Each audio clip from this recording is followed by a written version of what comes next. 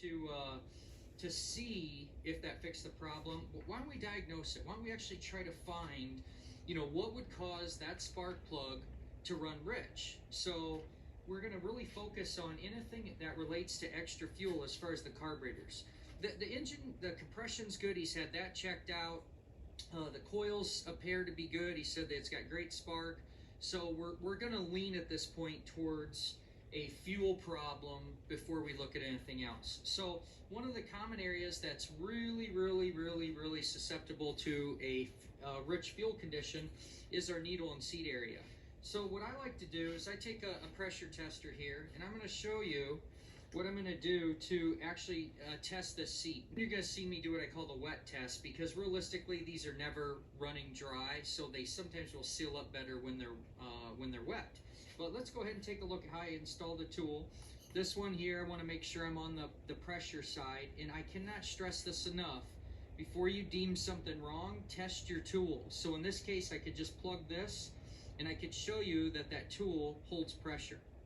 All right? Now that I know the tool will work, I'm going to go ahead and hook it up to my fuel inlet. Okay? Making sure I got a good seal around there, and just to make sure I have a good seal, I'll put a little soapy water around there. You'll see here, as the weight of this float is sitting on there, and I pump that up, it cannot hold. So that means that fuel would just leak right on by there. Let's get a close-up of that. So you see the gauge just going down? And I can actually hear it leaking, okay? So before I get too concerned, I'm gonna go ahead and do a wet test. So I like to take like a little bit of lubricant, and I'm just going to wet the seat area, and then we'll really zoom in here. Okay, I'm gonna go ahead and pump it back up, almost as always.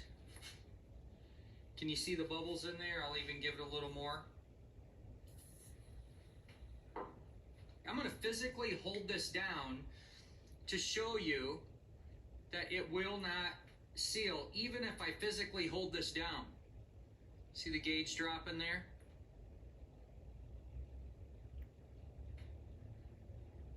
And you can see the bubbles coming out of here. That's not the needle and float seat not sealing. That's the O-ring around that seat. I'll pop this apart real quick and show you. But that is leaking raw fuel, that bypassing this from shutting off, which is going to have a higher float height. That is definitely something that causes a rich condition. Okay? Looking at this carb right now, it also looks like the O-ring that's under here, I could see it's kind of, looks to be weather cracked or whatnot. That's a sealing surface. I don't have a way to test that. So I can tell you this, from any carb job, you always want to replace those rubber components. A lot of times the needle and seat just gets overlooked. People take the needle out like this. It's quite common that they'll replace this part, the float needle. As I look at this one, let's zoom in there. I'm looking for a witness ring around that needle, and I'm not seeing one. This is also super clean compared to the rest of the carburetor, which tells me that this was more than likely replaced, like it commonly is, by technicians. They put only this in, but they don't finish the job. Let me show you what's under here and what's actually leaking. Check out my playlist for other great fuel system videos.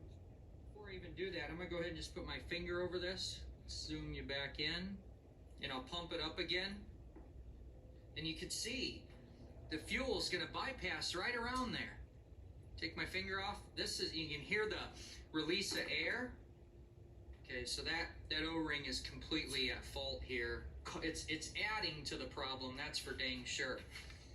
Check out the links in the description for these tools used in the video. It'll come out nice and easy.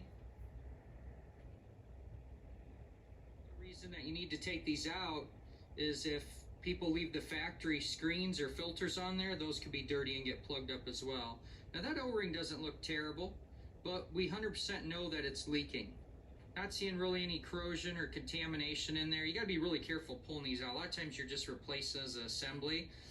If it's really stuck, what I'll do is I'll put a drill bit in there upside down, an unused one. It has a nice shank on there so it's not scratching anything, so that when I pinch it with the pliers, it doesn't collapse. But this came out easy, so I didn't have to worry about it. But check this out. Let's look